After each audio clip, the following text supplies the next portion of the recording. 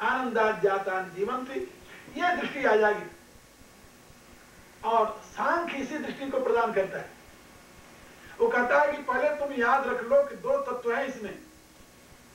एक तो वह प्रकृति है जो अष्टधा है, जो 8 स्तरों पर प्रकाशित हो रही है, वो मिथ्या नहीं है, वो तो परमात्मा की शक्ति है। मिथ्या कैसे होगी? यदि वो मिथ्या हो जाएगी तो परमात्मा सत्य कैसे रहेगा? परमात्मा की सत्ता का तुम्हें बोध कहां से होगा? जिस बुद्धि से तुम ये कह रहे हो कि ये जगत मिथ्या है, वो बुद्धि उसी जगत का परिणाम है, उसी प्रकृति का परिणाम है। भूमि रापो नलो वायु खम मनो बुद्धिरेव च अहंकारी तीयम में भिन्ना प्रकृतिरष्टधा। ये परमात्मा की अष्टधा प्रकृति में बुद्धि का प्रमुख स्थान है। इसका आविर्भाव होता है पहले बुद्धि, बुद्धि से अहम, अहम से मान, और आगे अहम से ही आकाश, वायु, अग्नि, जल और पृथ्वी, उसी से सारा संसार। तो बुद्धि तो उसका प्रथम परिणाम है उस प्रकृति का, और जिस प्रकृति का बुद्धि प्रथम परिणाम है, उस प्रकृति को अस्वीकार करके तुम जी कैसे सकते हो? तुम्हारा सारा जीवन जो है ये प्रकृति में प्रवाहित हो रहा है, और इसका संचालक, प्रकाशक, सूत्रधार जो है वो परम चैतन्य घन है। जैसे मशीन के बिना बिजली कुछ नहीं कर सकती, और बिजली के बिना मशीन फेल है, तो जानते? अच्छा यार विद्युत हो रही है, आपका बल्ब फ्यूज हो जाए तो आप प्रकाश ले सकते हैं? You can't get fire without fuel, but fire is not fuel, be aware, and fuel itself is not fire. इसी रूप से प्रकृति के बिना तुम परमात्मा के प्रकाश को प्राप्त नहीं कर सकते, लेकिन प्रकृति ही परमात्मा नहीं है, सांख्य समझाता है। तुम्हारे सारे व्यवहार प्रकृति में, प्रकृति क्रियमाणानि गुणे कर्माणि सर्वस्व अहंकार विमूढ़ात्मा कर्ता अहम इति मन्यते, ये कर्म विज्ञान की थ्योरी। तो पहले भगवान ने समझाया सांख्य दृष्टि से कि जगत क्या है, जीवन क्या है, तुम्हारा जीवन ये क्या है, इसको पहले तुम समझो। शरीर और शरीरी में क्या अंतर है भगवान ने समझाया। इस विद्या को सांख्य विद्या कहते हैं, जिसमें तुम्हें बोध हो जाए कि शरीर आत्मा नहीं है और आत्मा शरीर नहीं है। यदि तुम ये मान लो कि सब कुछ ब्रह्म है, वो तो ठीक है, लेकिन सब कुछ परमात्मा है, ये ठीक नहीं। क्या समझे? वेदांत की दृष्टि बड़ी सूक्ष्म है। सब कुछ ब्रह्म है, ये तो सही है, सब कुछ परमात्मा है, ये सही नहीं। क्यों नहीं सही भाई? उसको समझो। ये परमात्मा शब्द जो है ना, परमात्मा शब्द, यही इस बात को संकेत करता है कि कोई अपर आत्मा भी है। परमात्मा माने परमात्मा है ना, तो परम जो शब्द विशेषण लगता है, जो प्रयोग हुआ यहां पर, तो उसका अभिप्राय क्या? कहते हैं ये परम सत्य है, इसका अभिप्राय क्या? कि कोई अपर सत्य भी है वहां पर। इसी रूप से जब हम परमात्मा कहते हैं तो केवल परम चैतन्य का अवबोधन होता है, लेकिन जब हम ब्रह्म कहते हैं तो उसमें केवल चैतन्य का अवबोधन नहीं होता। दो शब्द अलग अलग महत्व रखते हैं। जब हम ब्रह्म शब्द का प्रयोग करते हैं खाली, तो उससे परम चैतन्य का बोध नहीं होता, उसमें जड़ और चेतन दोनों इंक्लूडेड होते हैं। जैसे आपने कहा बावरा जी, तो जब बावरा जी कह रहे हैं आप, तो मेरे शरीर को ही नहीं कह रहे हैं और न तो मेरे आत्मा को कह रहे हैं, फिर किसको कह रहे हैं? दोनों को मिलाया। शरीर, ये बावरा जी का शरीर है और ये बावरा जी की आत्मा है, दोनों के साथ बावरा लगेगा। दोनों को मिलाकर तब आप बावरा कहते हो। और खाली आत्मा हो तो उसका कोई नाम नहीं होगा। खाली शरीर तो हो ही नहीं सकती, क्योंकि शरीर होगी तो किसी के चेतन के नाते होगी, और उस चेतन का नाम आपने बावरा रख रखा है, तो आप कहोगे बावरा जी का शरीर। आपको कहीं किसी खाली शरीर मिल जाता आप क्या कहोगे, भाई किसका शरीर है? जैसे किसी भी कोट मिल जाए तो पूछोगे किसका कोट है, कि कोट बिना किसी का हो नहीं सकती। यदि कोट है तो किसी की होगी, यानी कोई पदार्थ है तो किसी की होगी वो, और यदि वो किसी की नहीं है तो फिर वो पदार्थ नहीं होगी, लिमिटेड वस्तु नहीं होगी, फिर तो ब्रह्म है। ये बात समझिए। तो इतना अंतर है। तो जब हम ब्रह्म कहते हैं तो उसमें नेचर और स्पिरिट दोनों इंक्लूडेड होते हैं। जब हम परमात्मा कहते हैं तो उसमें केवल स्पिरिट होती है, उसमें प्रकृति नहीं होती, प्रकृति उससे भिन्न होती। तो सर्वत्र परमात्मा व्याप्त है ये कह देते हैं। इस प्रकार से हम उसकी व्याख्या कर देते हैं। तो सांख्य शास्त्र का प्रयोजन क्या है कि आपको इस सत्य का अवबोधन करावे। जो वेदांत की प्रक्रिया है वो इसके भिन्न है, वो पोइटिकल है, उसको हमारे यहां कहते हैं पोइटिकल फिलॉसफी। वो काव्यात्मक दर्शन, काव्यात्मक दर्शन जो होता है वो चिंतन के लिए, आनंद लेने के लिए है, लेकिन उसको आप प्रैक्टिस में उतार नहीं सकते। जहां प्रैक्टिकल शेप में लाना चाहेंगे वहां सांख्य आकर खड़ा हो जाएगा। आचार्य शंकर जिन्होंने वेदांत में अद्वैत शब्द की व्याख्या की, प्रतिष्ठा की, उनकी भी यही बात थी। जन्म भर ये कहते रहे जीवन भर कि सब ब्रह्म है, लेकिन सब ब्रह्म कहते हुए भी बौद्धों का खंडन ही नहीं किया, बल्कि बौद्धों को, हजारों बौद्धों को उन्होंने यानी अपने शास्त्रार्थ से पराजित किया। और पराजित नहीं किया, बौद्धों की जो सेंटर थे उस समय उसको सब उजाड़ करके वहां पर हिंदू मंदिर बनाए। अरे जब सब ब्रह्म ही था तो उसमें बौद्ध हो चाहे हिंदू क्या अंतर था? लेकिन नहीं, प्रैक्टिकल व्यवहार व्यवहार है, व्यवहार व्यवहार की जगह। चार जो मठ उन्होंने बनाए, चार जगह, चार धाम बनाए, ये पहले बौद्धों के सेंटर थे। ऐसा उसमें से सारे तो नहीं थे, दो थे बौद्धों के सेंटर, जगन्नाथपुरी था और ये क्या नाम बद्रीनाथ, ये दोनों बौद्धों के सेंटर थे। उससे पहले सनातनियों के थे। जब बौद्धों का साम्राज्य हुआ तो बौद्धों ने सनातनियों के यहाँ सब खत्म करके उसको वहां पर अपना बौद्ध को स्थापित कर दिया। तो बाद में जब महापुरुष हुए तो उन्होंने जब देखा शक्ति उनके हाथ में आई तो उन्होंने उसे रिवर्स कर दिया, यानी उसको यथार्थ रूप में परिणत कर दिया। तो ये होता है। तो प्रैक्टिकल जो है, प्रैक्टिकल करते समय आपको प्रकृति पुरुष का बोध होना चाहिए। बिना इसके आप कोई जीवन में प्रैक्टिकल कार्य नहीं कर सकते। और पॉलिटिकल लेवल पर समझने के लिए तो सब कुछ एक तत्व है ही, वो तो मैं रोज समझाता हूं आप लोगों को, energy and spirit, nothing else. और that energy and spirit both are individual. तुम कोई ऐसी रेखा नहीं खींच सकते कि यहां तक तो जड़ है, यहां से आगे चेतन होता है, नहीं कर सकते। इसलिए उपनिषदों ने इस पर चिंतन किया और उन ऋषियों ने इसकी व्याख्या की। इंद्रियभ्य परा अर्था अर्थेभ्यश्च परम मना, इस ढंग से उसकी व्याख्या की। परा का करके, परा माने श्रेष्ठ, उससे वो श्रेष्ठ है, लेकिन उससे वो अलग है ऐसा नहीं कहा। श्रेष्ठ होना अलग चीज है, क्योंकि ये तो सारे साथ में लगे हुए हैं। मन सस्तु परा बुद्धि तो इसके साथ है, कैसे अलग करोगे? एक ही चेतन तत्व जब चित्त में प्रकाशित होता है तो उसको, उससे तीन प्रकार की धाराएं चलती हैं। पहले तो उसमें बोधात्मक धारा है जिसकी संज्ञा है बुद्धि, और फिर उसमें क्रियात्मक धारा है जिसको कहते हैं अहम, और फिर उसमें संकल्पात्मक धारा जिसको कहते हैं मन। तो मन, अहम और बुद्धि, इनको अलग अलग नहीं किया जा सकता, अलग अलग नहीं पकड़ा जा सकता। हालांकि इनके प्रकाशक अलग अलग हैं। मन का प्रकाशक चंद्रमा है, बुद्धि का प्रकाशक सूर्य है, अहम का प्रकाशक शिव है। ये तीन के देवता अलग अलग हैं। मन का देवता चंद्रमा, अहम का देवता महेश्वर और बुद्धि का देवता ब्रह्मा,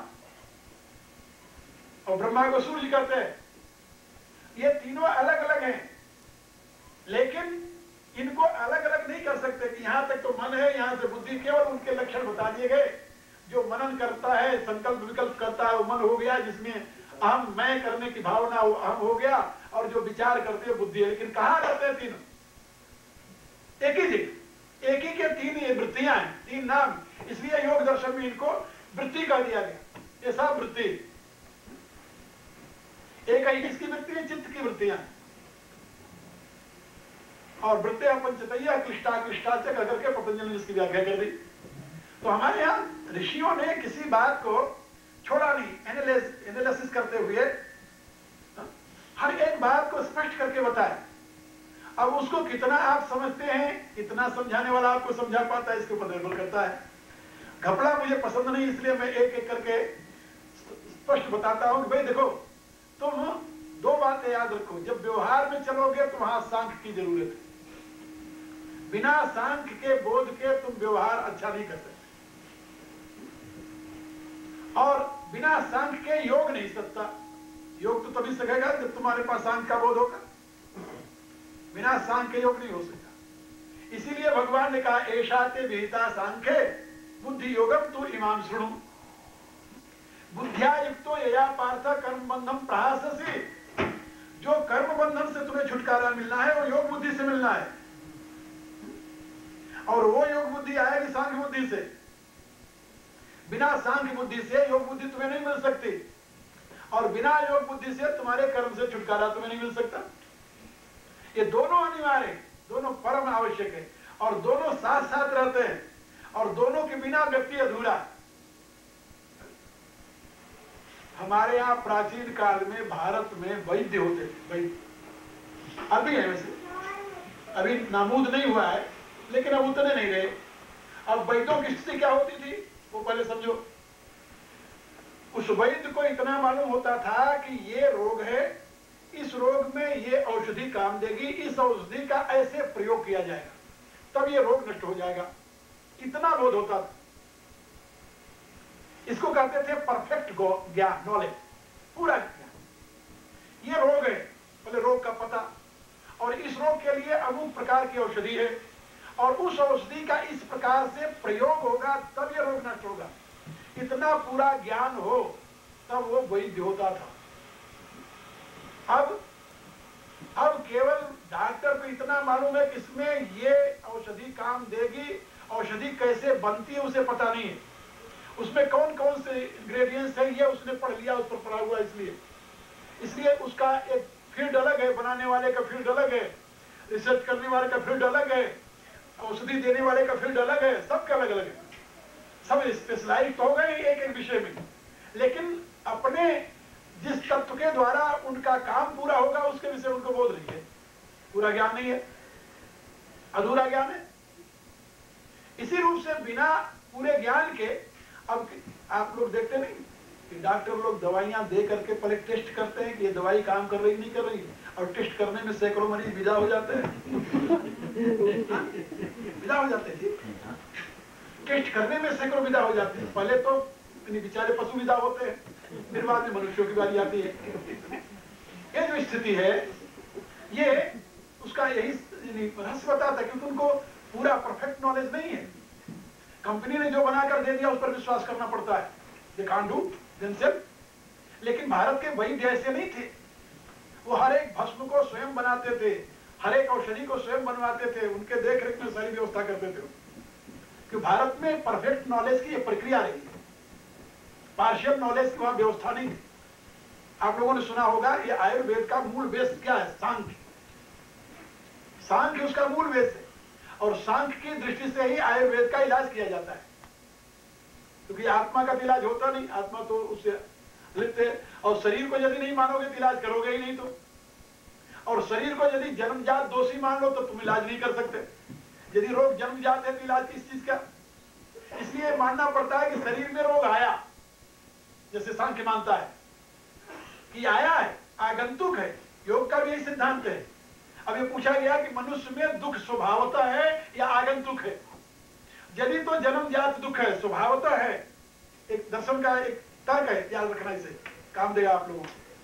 यदि मनुष्य के जीवन में दुख स्वभावतः है तो उसका कभी निवारण नहीं हो जाए, कभी नहीं होगा। मनुष्य कभी दुख से बच ही नहीं सकता, इसलिए प्रयत्न ही नहीं करना चाहिए, दुख भोगते चले जाओ। यदि यह निश्चय हो जाए कि दुख उसमें स्वभावतः नहीं, दुख तो आया है, तो आया है तो उसको निकाला जा सकता है। इसी रूप से यदि यह निश्चय किया जाए, इसी आधार पर आयुर्वेद का सिद्धांत चला कि रोग मनुष्य के जीवन में स्वभावतः है या आगंतुक है। क्या यदि रोग स्वभावतः है तो जाने का नहीं, इसलिए उसका इलाज व्यर्थ है, और यदि आगंतुक है तो उसका इलाज किया जा सकता है, हो जा सकता है। इसी बेस के ऊपर ये सारा मेरे एक शिष्य हैं, रहते हैं बंबई, उनका लड़का बीमार हुआ। अभी घटना बता रहा हूं आपको, कुछ वर्षों की। उसके पेट में दर्द शुरू हुआ। बंबई में सारे डॉक्टरों के जितने बड़े बड़े अस्पताल थे सब जगह उन्होंने दिखाया और सब ने कहा कि हमें पता नहीं क्या है। वहां से लेकर के लंदन आए, पैसे वाले आदमी है, वहां भी उन्होंने दिखाया। वहां के डॉक्टरों ने कहा कि मेरे समझ में नहीं आ रहा। वहां से लेकर अमेरिका है, अमेरिका में कई जगह वो जहां जहां बड़े बड़े अस्पताल हैं सब जगह ले गए। लेकिन यहाँ के डॉक्टरों ने भी कह दिया कि भाई बिना इसको खोले हम ये नहीं बता सकते कि अंदर क्या है। हमारे डायग्नोसिस जो है वो सब असमर्थ है, इसके विषय में कुछ नहीं कर सकते। और कुछ ने तो ये कह दिया कि देखो ये ऐसा रोग है, पता नहीं खोलने पर क्या निकल जाए, इसलिए जितने दिन तक ये जी रहा है उतने दिन तक जीने दो और इसको ले जाओ।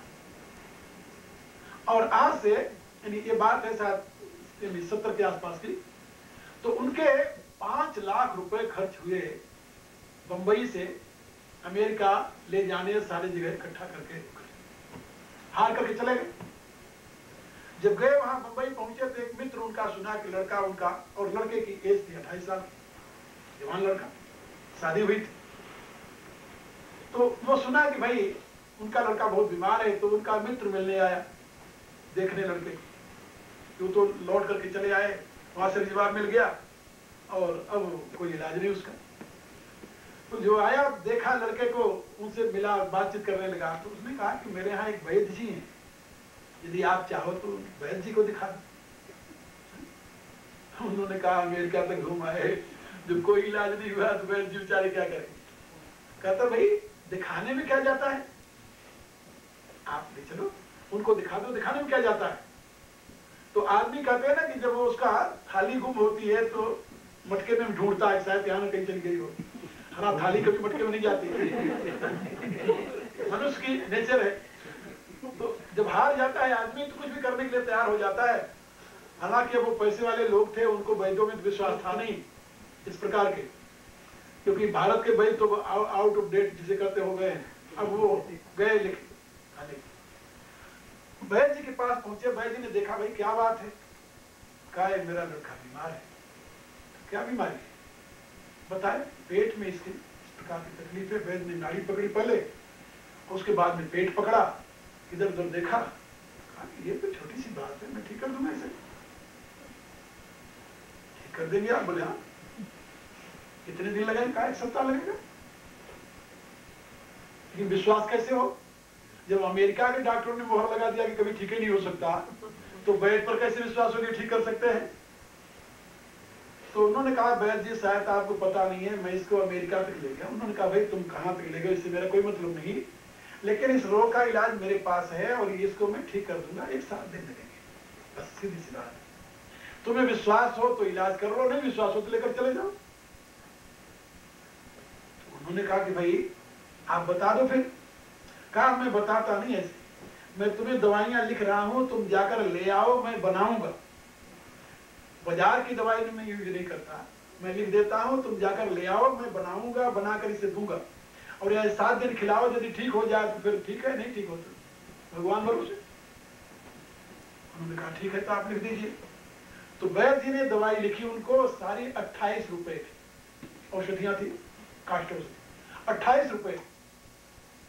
वो जाकर औषधि ले आए बाजार से, ले आए, वैद्य जी को दे दिया। वैद्य जी ने कहा ठीक है कल मैं तैयार कर दूंगा इसे। वैद्य जी ने दूसरे दिन औषधि तैयार कर दी और उस बच्चे को देने लगे। 7 दिन बच्चा ठीक हो गया। जब ठीक हो गया तो वैद्य जी ने कहा कि अब इसको तुम ले जाओ, जहां अमेरिका के डॉक्टर ने इसे बताया था या जहां बंबई के डॉक्टर ने बताया, सब जगह तुम चेकअप करा लो, देख लो कि ये ठीक हो गया कि नहीं। अब वो लड़के को लेकर के बंबई अस्पताल में गए, वहां जो बड़ा अस्पताल है टाटा का, और 2-3 जगह और दिखाया, बच्चे कुछ नहीं था, बच्चा ठीक है। उनका बिल्कुल ठीक है, उसको कुछ नहीं है। अब वो बड़े हैरान हुए कि 5 लाख रुपया बर्बाद किया मैंने जिस बच्चे की दवा के लिए, और सब जगह से जवाब मिल गया। वो बच्चा 28 रुपए की औषधि खाकर के ठीक हो गया। देखिए अब उनको इतनी श्रद्धा हुई कि मैं इसके लिए औषधि, यदि आयुर्वेद की यदि कोई व्यवस्था हो तो मैं इसके लिए बहुत कुछ करूंगा। अब वो बेचारे कई जगह गए, कई संस्थाओं से बात की कि भाई मैं अलग फंड बना रहा हूं, इसके लिए आप लोग कुछ करो। तो संस्थाओं ने कहा कि हाँ हम ये करेंगे, आप हमें देते रहो। तो वो पैसे देते रहे, बेचारे भेजते रहे। और जब 2 वर्ष 4 वर्ष बाद वहां जाए, देखे तो वहां कुछ नहीं। अब लाखों रुपए उस पर उन्होंने केवल संस्थाओं को दिया आयुर्वेद को विकसित करने के लिए। जब कुछ नहीं मिला तो कई लाख रुपया किसी उनका खत्म हो गया। उनको चाहिए कि ऐसी यदि अच्छी विद्या है, और संयोग बस वो जो वैद्य जिसने किया था दूसरे साल मर गया उनका तो इसलिए उससे कोई लाभ नहीं ले सके वो। लेकिन उनके लगन थी कोई वैद्य मिले तो हम ये करें। अब आए मेरे पास, तो मुझे कहा गुरुजी मैंने कई जगह कोशिश की और मेरे पैसे खराब हो गए, लेकिन किसी ने कुछ नहीं किया। मैं चाहता हूं कि आयुर्वेद का सेंटर बना। तो जैसी तेरी इच्छा भाई। अब उन्होंने आयुर्वेद का सेंटर मेरे आश्रम में बनाया। अब वहां पर आयुर्वेद का सेंटर बनाया। अब हम भी 2-3 वर्ष से सुन रहे हैं कोई अच्छा वैद्य मिले तो वहां रखे।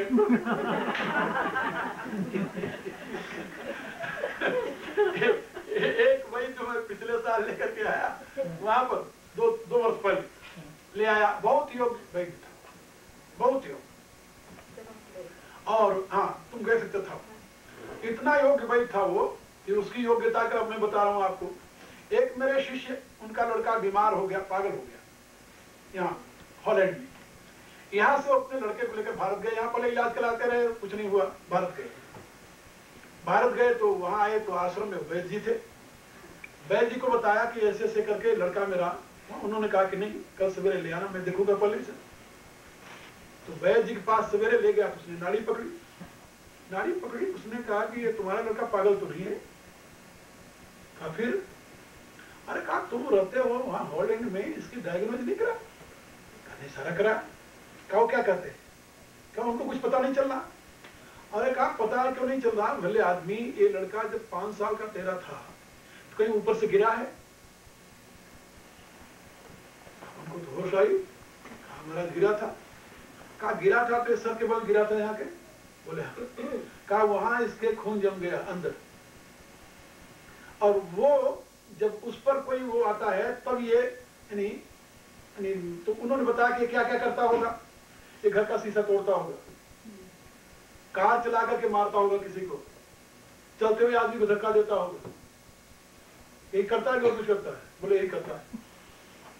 कहा तो अब रोग समझ में आ गया तुम्हारे? कहा अब कहा इसका इलाज है, लेकिन मेरे पास रहना होगा। अभी बहुत पुराना है, इसके लिए तो तुम्हें 2-3 साल इलाज करना पड़ेगा। कहा ठीक है, आप इलाज करो। मैं भी वहीं बैठा हुआ था, मेरे पास ले आए, जो उन्होंने बताया सारा। तो मैं भी बड़ा भाई हमें अच्छा मिल गया है।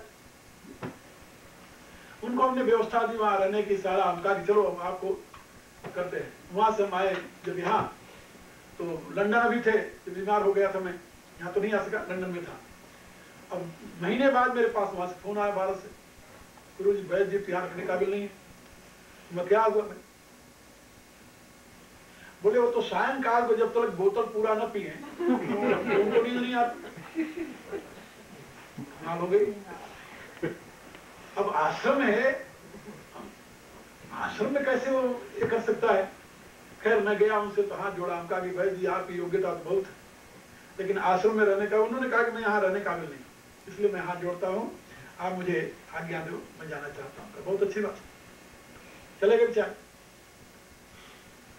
अब उसके पास विद्या है, इसमें कोई संदेह नहीं, उस वैद्य के पास, लेकिन उसको कहीं भी स्थान नहीं मिल रहा। स्थान क्यों नहीं मिल रहा है? कहीं आश्रम में रह नहीं सकता। महात्मा लोग या जो कोई आश्रम चलाते हैं वहां तो ऐसे आदमी को रहने नहीं दे सकते, गलत एग्जाम्पल है। और वो बिना शराब पिए रह नहीं सकता, उसको शराब चाहिए, उसको मांस चाहिए। और देखिए पंजाब का रहने वाला ब्राह्मण का लड़का, अभी 40-45 साल की एज, 45 साल। बहुत समझाया मैंने उसे, कहा कि देख बेटे वो भी बच्चा है, मेरे लिए तो बच्चा है, 45 साल का तू है, तो तुम अपनी जिंदगी को बर्बाद न कर। तो कहता गुरुजी मेरे से मांस शराब नहीं छूट सकता, मैं आपसे ईमानदारी से कहता हूँ, इसलिए मैं आपका आश्रम छोड़कर जाना चाहता हूँ, क्योंकि यहाँ रहकर मुझे कॉन्शियसनेस जो मेरी है वो किल कर रही है कि मैं गलत कर रहा हूँ। ठीक, लेकिन मैं आपको बता रहा था कि ये आयुर्विज्ञान जो है, जो भारत का था, वो अपने आप में इसलिए सफल था कि उसमें व्यक्ति को दोनों का बोध होता, प्रैक्टिकल और थेरी, दोनों को पता था। ये सांख्य का सिद्धांत है। भारत में हर एक विद्या जो अपने आप में पूर्ण थी अब तक, वो इसलिए कि वो सांख्य के ऊपर अवलंबित थी। भारत का राजतंत्र सांख्य के ऊपर चलता था, ये बात याद रखना। भारत का जो राजतंत्र था वो सांख्य फिलोसफी पर था। भारत का सामाजिक सेटअप जो है सांख्य फिलोसफी पर है। भारत में जो वर्ण व्यवस्था थी सब सांख्य फिलोसफी पर थी। उसमें जो स्त्री पुरुष का संबंध है ये प्रकृति पुरुष के नाते सांख्य फिलोसफी पर थी। ये सारा का सारा सांख्य फिलोसफी पर हमारा पूरा सामाजिक सेटअप था। और इसलिए भारत की संस्कृति, भारत का वैभव, भारत का धर्म, ये सब अपने आप में महान था। और मैंने उपनिषदों का अध्ययन किया। उपनिषदों में सारी सांख्य फिलोसफी की व्यवस्था है, व्याख्या है। हमें किसी उपनिषद में पढ़ने को नहीं मिला है कि जगत मिथ्या है और एक ब्रह्म सत्य है। ये ब्रह्म सत्यम जगत मिथ्या उपनिषद का मंत्र नहीं है ना, ये आचार्य की बात। और उसके पीछे एक आइडियोलॉजी थी। वो आइडियोलॉजी ये नहीं थी कि सही में जगत मिथ्या है। वहां पर मिथ्या शब्द का अभिप्राय था विपर्यो मिथ्या ज्ञान में तद्रूप प्रतिष्ठम, ये उसका अभिप्राय था। विपर्यो मिथ्या ज्ञान तद्रूप प्रतिष्ठम, मिथ्या ज्ञान जो है मिथ्या वस्तु नहीं है, मिथ्या ज्ञान है। ये बात समझे? ये वस्तु मिथ्या नहीं है, इसका ज्ञान मिथ्या है। हम इसको दीवार मान रहे हैं मूल रूप में, यद्यपि ये दीवार नहीं है, परमाणुओं का संघात है। अब क्या मिथ्या क्या हुआ? दीवार मिथ्या नहीं है। दीवार को परमानेंट मानना मिथ्या है। तो ज्ञान में मिथ्यापन है या तत्व में मिथ्यापन है? क्या है मिथ्या? तत्व मिथ्या है या समझ मिथ्या है? तो शास्त्र कहता है कि समझ मिथ्या है तुम्हारी, तत्व मिथ्या नहीं है, प्रकृति मिथ्या नहीं है, प्रकृति के प्रति तुम्हारी धारणा मिथ्या है। गलत तूने स्वीकार कर लिया। अनित्य असुचि दुख अनात्मसु नित्य सुचि सुख आत्म ख्याति इति अविद्या, ये अविद्या है। और इसी को मिथ्या का, जो जैसा है उसको तुम वैसा नहीं जानते।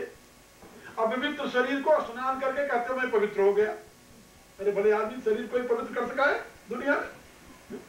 मल मूत्र मज्जा रुधिर तान समान सब अपवित्र है, तापर रुचिर पर्दा लगाए खेल परम विचित्र है। कौन कहेगा शरीर पवित्र होता है? कभी शरीर कभी पवित्र नहीं हुआ किसी का, याद रखना।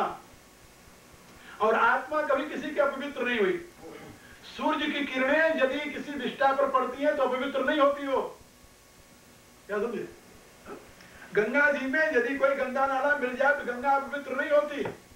तुलसीदास जी ने लिखा, भानु कृषानु सरोवर से खाई तिन कहु मंद कहत को नाही। सूर्य और अग्नि ये दुनिया के जितने रस है सबको खा जाते हैं, इसलिए उनका नाम है आदित्य। सूर्य का एक नाम आदित्य, आदित्य खाता ही रहता है सब, जो कुछ हुआ खा गया। लेकिन कोई नहीं कहता सूर्य पवित्र हो गया। तो जैसे सूर्य अपवित्र नहीं होता कभी, ऐसे आत्मा कभी अपवित्र नहीं हुई और शरीर कभी किसी का पवित्र हुआ ही नहीं अभी तक। शरीर तो पंचमहाभूतों से बना हुआ है, पवित्र कैसे होगा? और जब आप शरीर को पवित्र करने लगेंगे तो आपको पार्थिव जगत से ऊपर उठना पड़ेगा। आपका शरीर यदि फायरी हो जाए, एरी हो जाए, इथेरिकल हो जाए तो पवित्र हो जाएगा। लेकिन you have no etherical body, you have only gross body. We are talking about gross body, not etherical body. There are so many saint, they are living in etherical body, subtle body जिसको कहते हैं, इथेरिकल body में रहते हो। ओ महापुरुष, कभी कृपा हुई, सर्वप्रथम जब मुझे मेरे गुरुदेव के साक्षात्कार हुए थे, अभी मैं पहले तो याद करते मैं बोल नहीं सकता था, बेहोश हो जाता था। अब तो मैं कभी कभी बात भी करता हूँ, चर्चा भी कर लेता हूँ उनकी, जिनके स्पर्श मात्र से सारी जिंदगी हमारी बदल गई। आप जरा कल्पना कीजिए, I was young chap, only 17 years old, 17-18 years old, When I was 13 years old, 13 साल के जब मैं था, मेरी शादी हो गई थी। और 18 साल की घटना है, जबकि एक जवान व्यक्ति के लिए, और I was youngest child in my family, no responsibility.